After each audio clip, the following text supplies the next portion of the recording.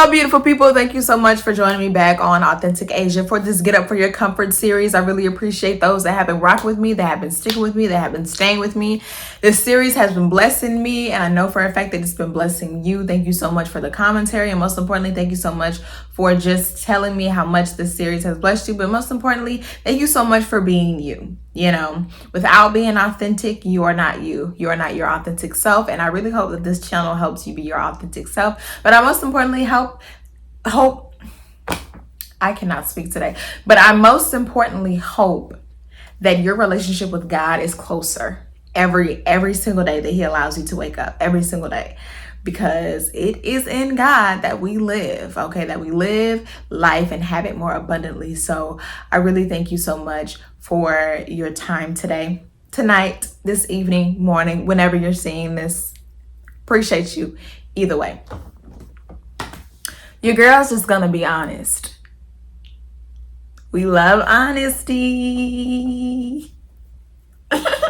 So your girl is going to be completely honest. Tonight is singles night. Okay.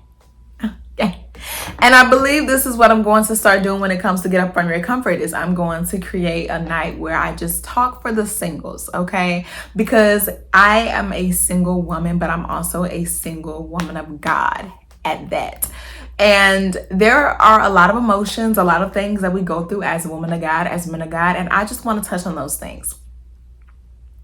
Starting with that big word, marriage. Let's go. So, as men and women of God, we want so bad for the next person that we see to be our husband, to be our wife. And it's like, you cannot automatically pick somebody off of looks, off of appearance, not even off of their personality, because it's so much deeper than that. You have to look beyond the physical when it comes to choosing your kingdom spouse, and not only just choosing your kingdom spouse, but accepting the spouse that God has for you. Because we could be in so many situations with so many relationships and waste so much time, and it's like God had a spouse for us this whole entire time, but we missed out on the spouse we were supposed to be with, messing around with a counterfeit, messing around with someone that we thought that we were supposed to be with, that we were supposed to have. And then on top of that, we could go off of our own narratives, our own stories, our own fairy tales, and just make up somebody and say, okay, this is my husband because he treats me well, because he buys me things, because he has a 401k, because he makes a 6-figure salary. It could be the smallest things that blow up your relationship. It could be the smallest things that make you go back on your promises. But one thing I can tell you, God would never go back on His promise. Once it's done, once it's said, it is said. So I appreciate Him now for the spouse that He has for me in the future. But let's back it up, okay? I'm going to blab about myself for a minute, and y'all just let me know if y'all can and I relate. So, for the longest, I always said that marriage was not for me. I said marriage wasn't for me. I said kids were not for me. I said animals weren't for me. You know, a lot can happen in 5 years. A lot can happen in 3. A lot can happen in 1. A lot can happen in a day, as I've said before. And the way that my mindset changes every single day, it's a beautiful thing. It's a beautiful thing because not only am I growing in Christ, but I'm also growing physically. And because I'm growing physically, I'm open to new things. I'm more open to being a mom. I'm more open to being a wife. I'm more open to being a dog mom at that. So there are a lot of things that I am excited for in the future.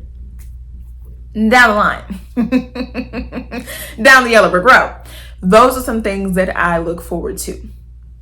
But I'm not going to lie to you. Because I had those thoughts, if you were to talk to me back then and be like, hey, Asia, I can tell that you're going to be the next mom out of our friend group. It's like, first of all, I'm not even catching that bouquet when it's thrown at the wedding. What makes you think that I'm going to be somebody's mother? No, absolutely not. Can't do it. But I always said, because I knew there would be one day where I would desire it, I always said, if it be God's will. Because I learned very, very quickly that nothing happens on my timing, and the things that we want to happen on our time get delayed. So I had to make a decision. I said, God, you got it. I'm not going to force or fight anything. If you want me to have children, there you go. If you want me to be married, there you go.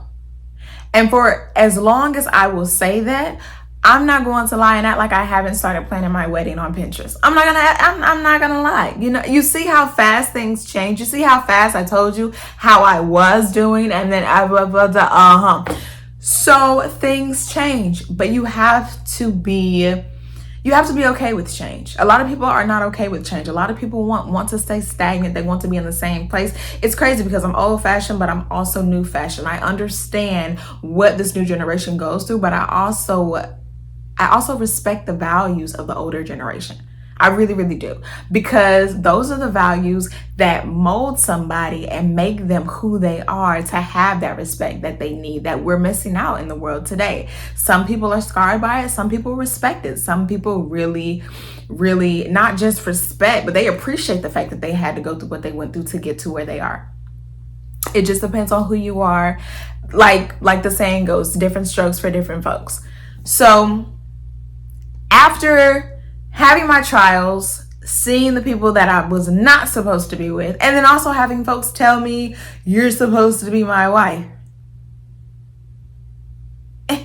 No. Having all that happen, it just shows you that there is somebody for you. Like, God even allowed me to see a person that was once not for me in that moment, but he allowed me to see the possibility. He allowed me to see that there are kingdom men out there that are proclaiming and professing the name of Jesus, that are really for God, that are not doing it just for show. They are really for God, and they are really here to lead and protect, and they will lead and protect you. He allowed me to see that. He allowed me to see that there were gentlemen still in this world, and not just dogs, and not just those that are up to the times and just sticking with where they're at because they want you to meet them where they're at, and they want you to stay stagnant with them. It's not waste timers. It's not counterfeits. He's allowed me to see them too, but he's also allowed me to use the wisdom that I have gained from the past, fast forwarding into the future, to not make those same mistakes again. And that was just me. I was not going to make the same mistakes that I made back in my past. And I most definitely was not going to make the same mistakes and choose the same person, just a different face. I was not going to do that. So I was very strict about who it was that I let in my circle, in my area of feelings. And, I was very particular. And I'm still very selective, because I don't know who you serve. I don't know where you came from, and I don't know who sent you. Therefore, go back. A matter of fact, if you don't go back, and if you stay here, and if you're watching me, trust and believe, I'm watching you. I'm watching you just as much as you're watching me. And because I'm watching you, understand this, I am praying and I'm going to God about this, because you are not going to have me crying in my pillow at night because I wanted to be disobedient. Nope, not about to have it. Period. That's just what it was. That's just what it was going to be. And because that's what it was going to be, and that also is what it is, just because you're a nice guy, just because you're a man of God, that does not mean that you are the one for me. I feel like I'm about to step on somebody's toes right now. So, sis, bro, I don't know if anybody told you. Yeah, just because they're okay. I need to be delicate about how I say this, because so many of us want it. We want it so bad. I know. I understand. It's okay. La. It is okay. Trust me. Okay? It is okay. I need to be very careful about how I shine the light on this, because we want kingdom relationship. We want kingdom spouses. We want kingdom friendships, which is great. That's something that you should want. You should want to be around like-minded people. You really should. But don't become obsessed with the idea of being with like-minded people, of being around like-minded people, and most importantly, having that like-minded relationship, having that like-minded circle. When I say don't get ahead of yourself and don't fall in love with the idea, because you can fall in love with the idea of someone and not be in love with them. And the problem is the fact that that's what a lot of us go through, especially when it comes to our relationships. We fall in love with the idea of it. We don't fall in love with the person. We fall in love with trying to meet the person where they are, and we forget who we are. We fall in love with the fact that this person is a listener, and this person takes time with us, and this person is patient with us, and we fall in love with all these little characteristics, but we miss the big picture. And sometimes the big picture is just them. You fell in love with their qualities, but you don't know anything about this person. None. And that's what you fall in love with. You've fallen in love with a potential. And I think that's where we make the mistake. Fall in love with potential instead of falling in love with what's real. You show me what's real, and I will give you the answer on whether I want to stay or whether I want to leave. Trust and believe, I will let you know if what you're doing is not pursuing and it's not, you know, I will let you know if what you're doing is not doing it. Okay, I'm vocal like that. Okay, folks like to ghost and boke. I'm the other way around. I have to tell somebody exactly what it is and what it's not. I don't like being strung along. I don't like games, so why would I play the same? So, as a single Christian woman at that, just making sure that everything that you do is for the glory of God. Every person that you meet aligns with the will of God. Okay? Because even like relationships, romantic relationships, we can have kingdom friendships that we are not supposed to have. And you could think it's kingdom, but it's really not.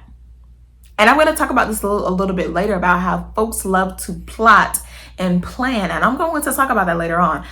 But for right now, I just want us to focus on, I'm going to end this video early. I'm going to start again with another one. But before I end, I just want to ask you this question really, really quick. Why do you want a kingdom spouse?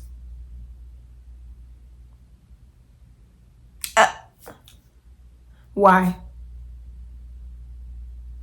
Everybody has their own reason, and I want to hear yours. I love y'all. Be blessed. Talk to you later.